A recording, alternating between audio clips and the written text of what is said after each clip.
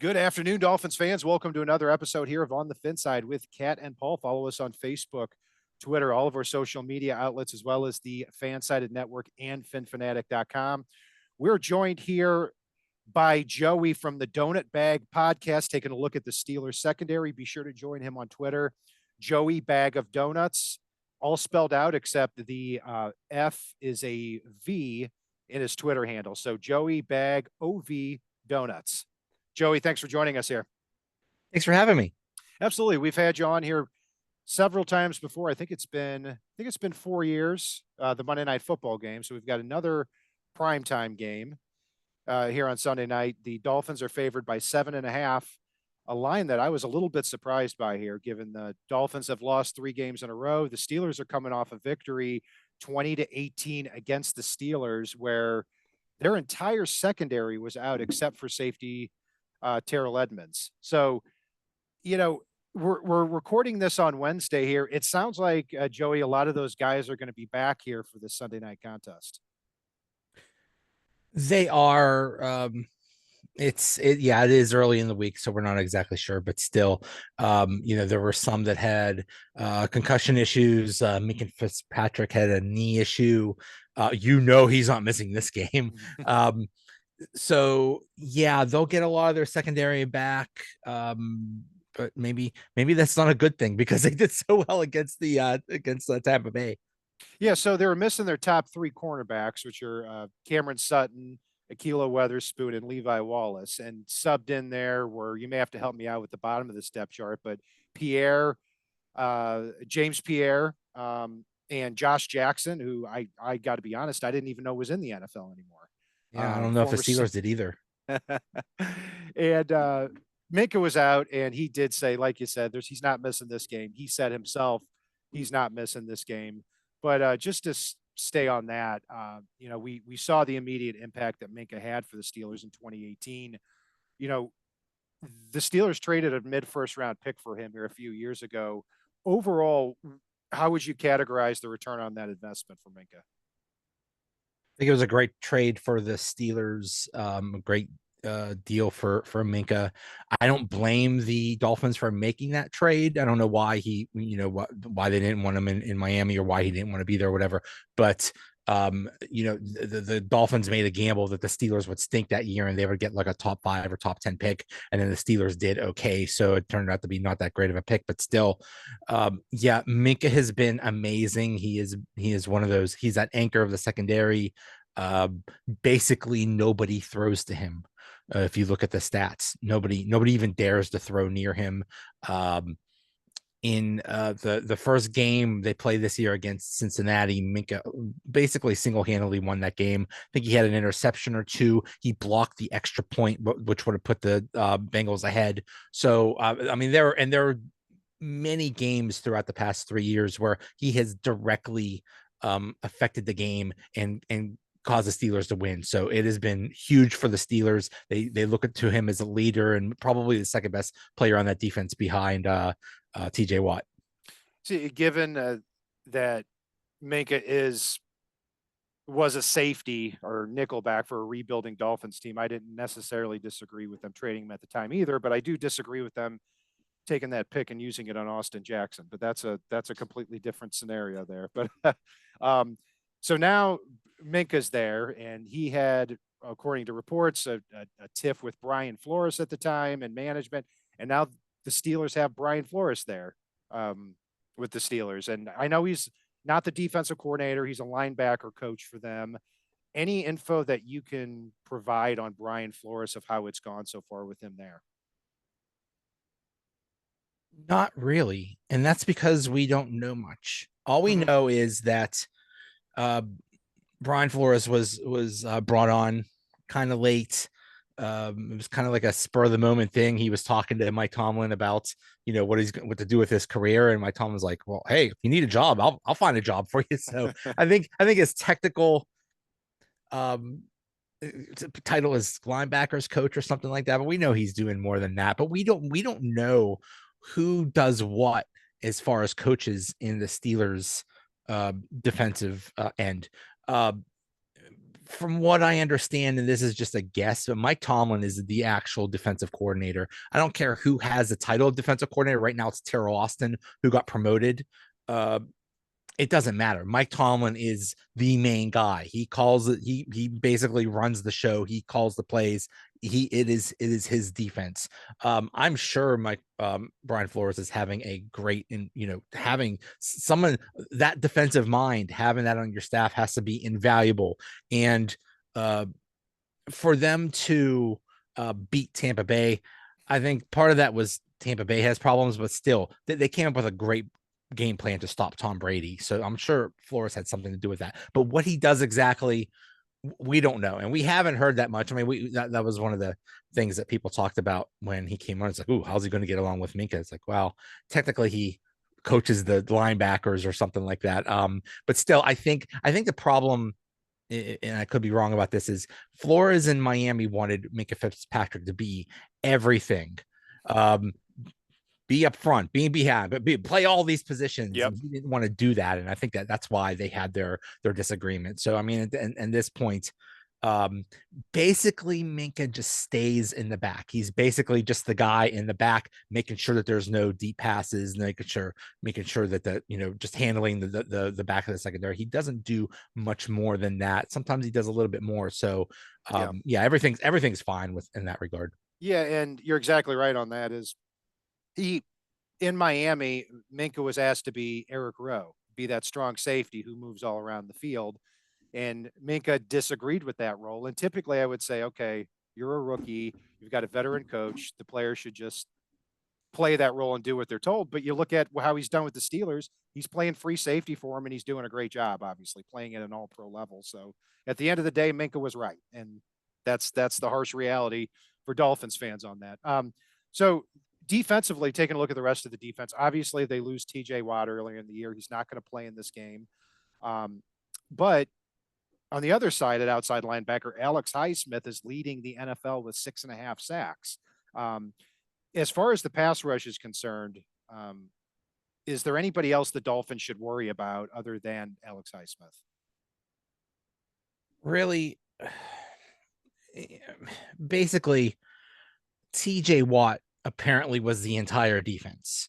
The stat was when TJ Watt is not playing, the Steelers up until last week did not win a game. They were like 0-8 or something like that.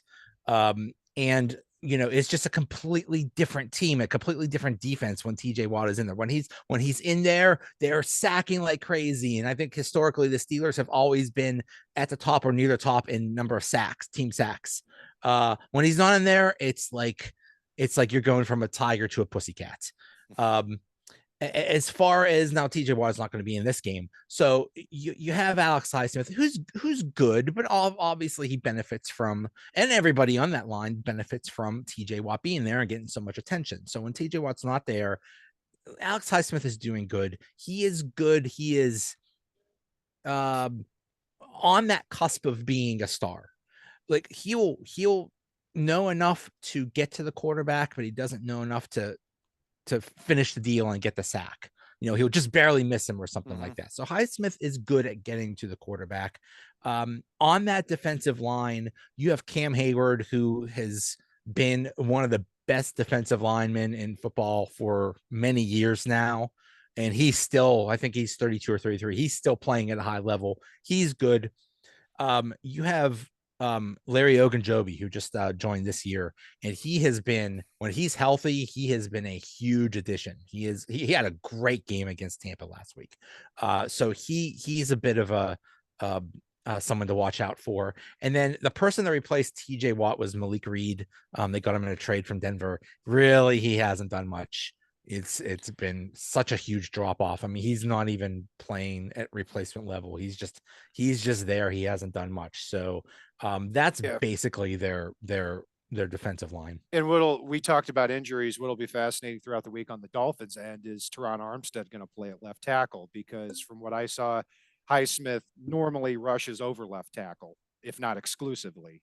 And then on the other side, you've got Malik Reed, where if you've got the NFL leading sacker with 6.5 sacks going up against Greg Little, that's a massive, massive mismatch in favor of the Steelers, where if Armstead is out there, even if he plays hurt, you're talking about neutralizing that a little bit more. So that's something to watch out there on the offensive side of the ball for the Dolphins and defensive side for the Steelers.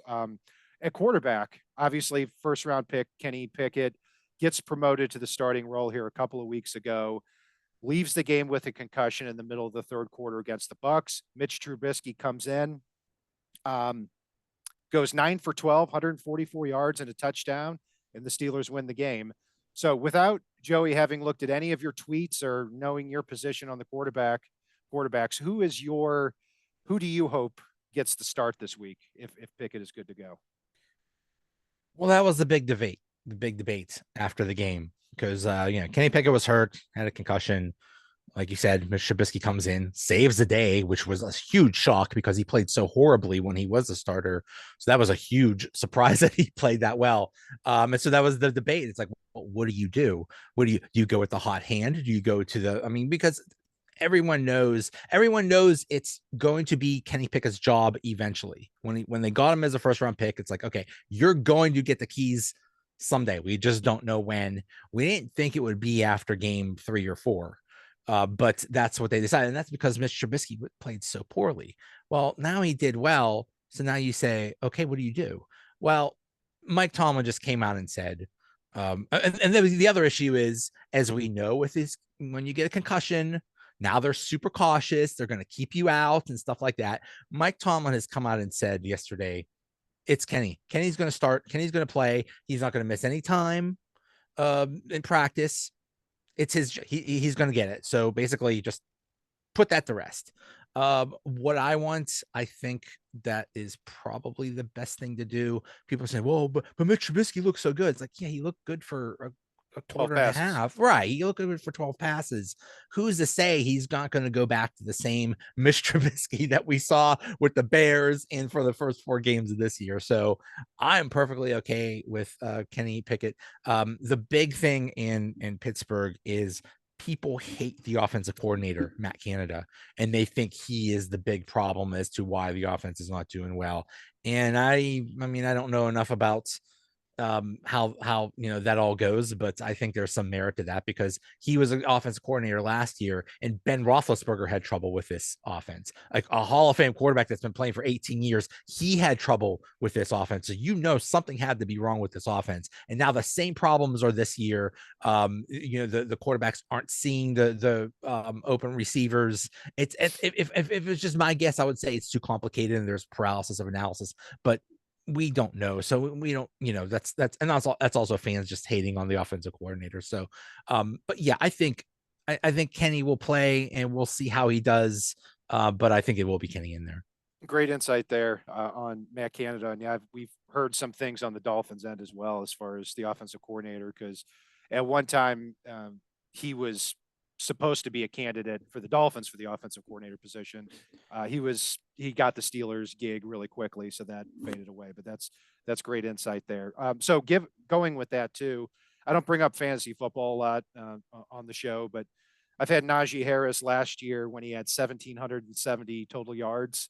And now this year, he just has 335 through 6 games, averaging just 3.2 yards a carry. Looks like Jalen Warren is getting on the field a little bit more. Um, and what's going on there with Najee? Is it him? Is it the offensive line? Combination of both? It's not really him. Well, him being injuries, I think that's the big problem. Uh, he missed most of training camp, and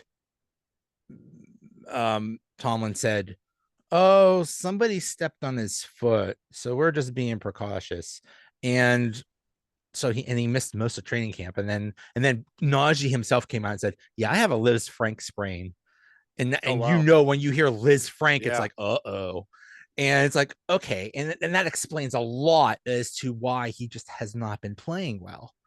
I mean, and yes, this offensive line is not doing well, and it's the weakness of the team, but it's okay.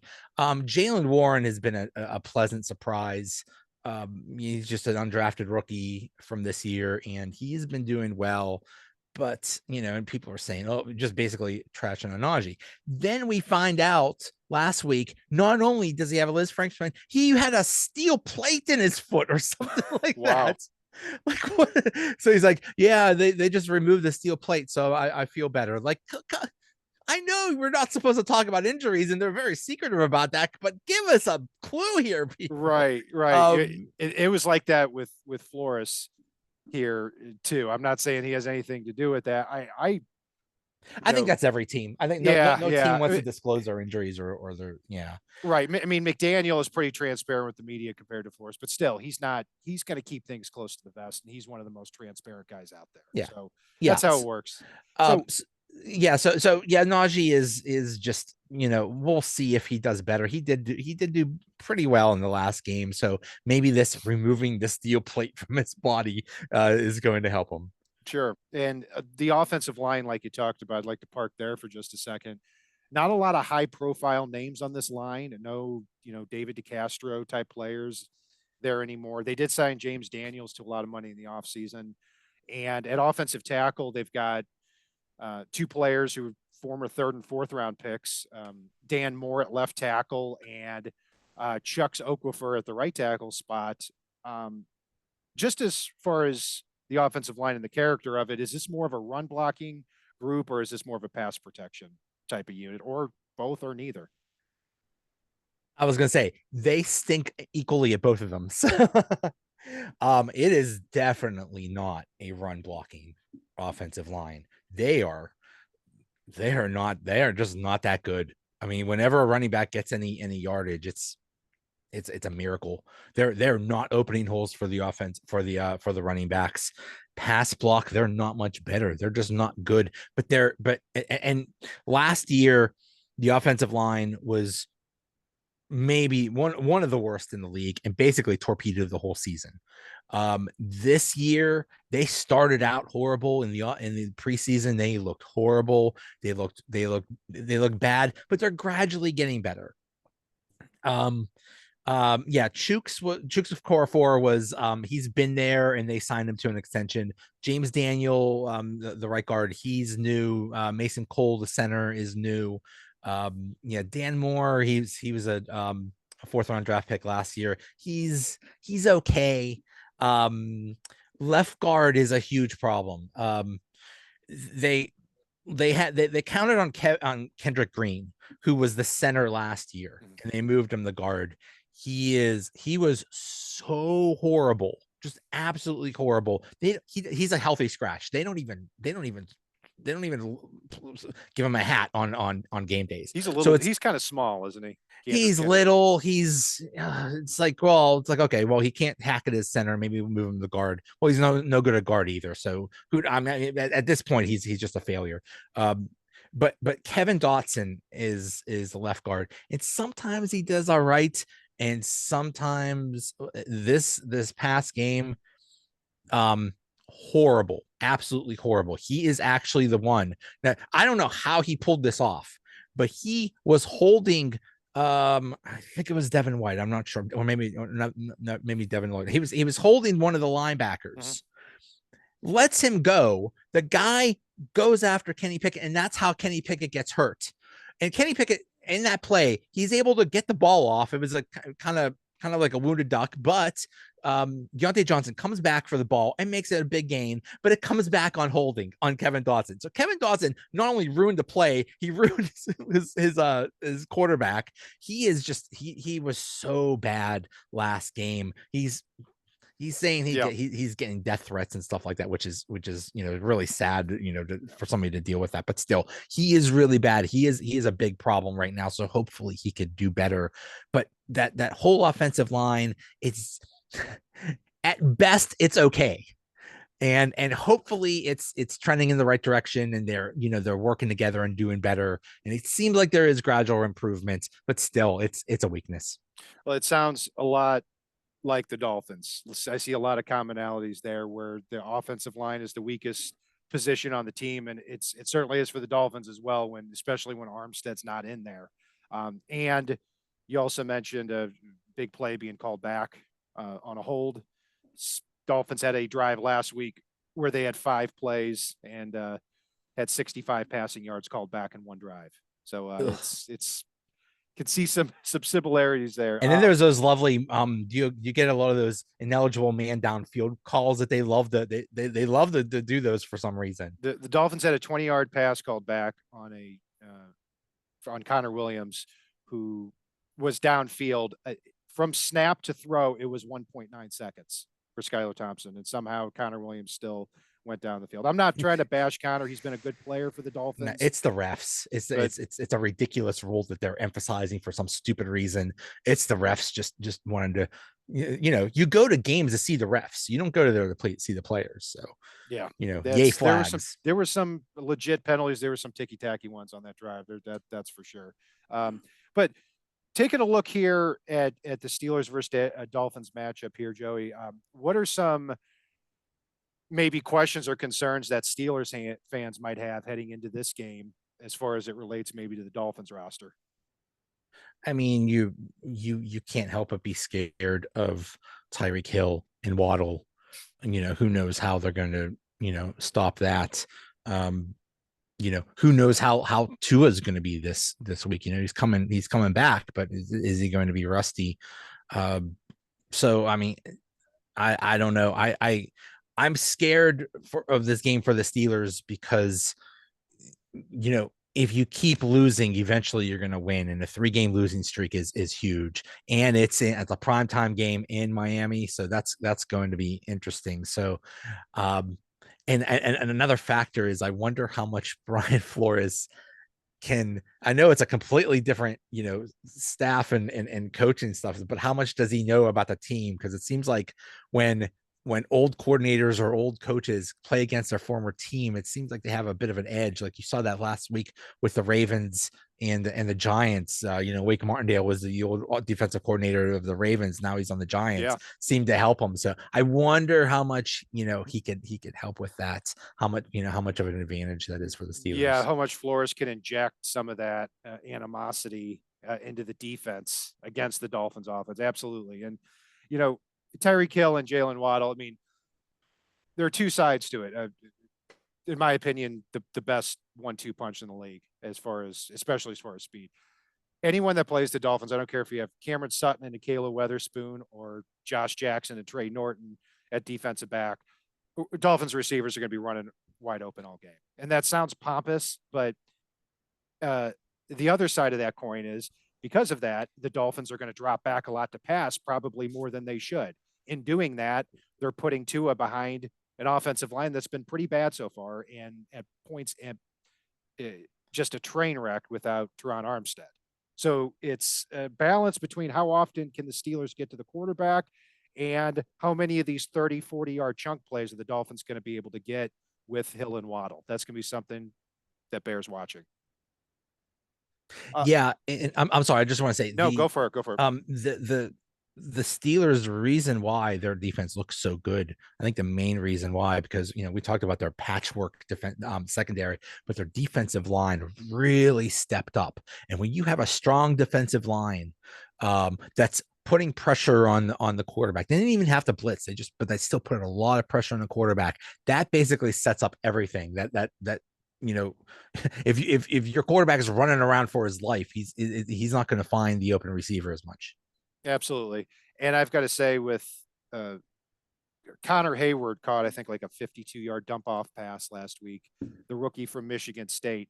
And for the life of me, I don't even know right now as we're doing this podcast, is that Cameron Hayward's brother or is that his nephew? I honestly don't know. It is his brother. It's his brother. Yeah. I mean, Cam Hayward is like 32 or 33 or something like that. And his brother is, I'm guessing, 20, 22 or something like that. So there is a 10-year difference, but yeah, it's the same family. They're brothers. Man, it's, and you also have Derek Watt and TJ Watt on the same team. So a lot of stuff going on there. But yeah, Cameron Hayward, first round pick in the 2011 draft. Same year Mike Pouncey was a first round pick. So that shows how far back, how long he's been in the league and how many games he's played. And yeah, I was watching him, had a great game against the Bucs too, creating a lot of havoc up front. So Joey, thanks for joining us here. And before we sign off, what's your score prediction for this game? I'm gonna say 24-20. Um, I'll say Steelers. Why not? I let's you know let's hope for the best, but it's going to be it's go either Miami's going to blow them out or the Steelers are going to win close. Steelers do not blow out anybody. That's for darn sure. So, um, I don't know if the Steelers are going to win 7 points. I believe is the spread right now. I think that's pretty I high. agree. I was That's really pretty. I surprised to would hear that. definitely take the Steelers in the points. I think that if they're going to lose, it's not going to be by 7. So I think it's pretty safe to say they're take the Steelers in the points. Yeah, I had it at. I was thinking it would be 4.5, something like that, because it's Yeah, home in a primetime game. But over a touchdown, I was surprised, which is going to make what I'm going to say more confusing. I'm gonna have the Dolphins bouncing back a little stronger this week. I'm going to say 31-20 Dolphins. Tua coming back. Um, Teron Armstead, I'm not going to say he's going to play, but he's working really hard to play. And if he does, that's going to make a huge difference on this offensive line. But if the Dolphins continue to beat themselves like they did the last 2 weeks, I mean, Dolphins have had 21 penalties in the last 2 weeks and 5 turnovers without causing any turnovers defensively. So oh yeah, if that's the type of game that the Dolphins end up playing, again, yeah, I think the Steelers absolutely can win this game. If they avoid those, then I think Tyreek Hill and Jalen Waddle are going to take over and they come away with a big win. That's how I see yeah. it. The Vikings didn't beat the Dolphins. The Dolphins beat the Dolphins. That That's right. was yeah. And that, I guess, is hopeful in terms of a bounce back, but also incredibly frustrating game there to watch. But hey, Joey, thanks for joining us here. And be sure to join his podcast and follow the Donut Bag, all spelled out, and follow him as well on Twitter, Joey Bag of Donuts. Instead of an F in the word of, he's got a V in there. So be sure to go check him out. He's got a lot of followers, got a lot of great content out there. And that's going to do it for our breakdown of the look at the Steelers sideline here. I'm Brian Cat NFL, Paul is fanatic_pick. Follow us on the FinSide on Twitter, Facebook, all of our social media outlets. And if it's not on the right side and it's not on the left side, it is on the FinSide.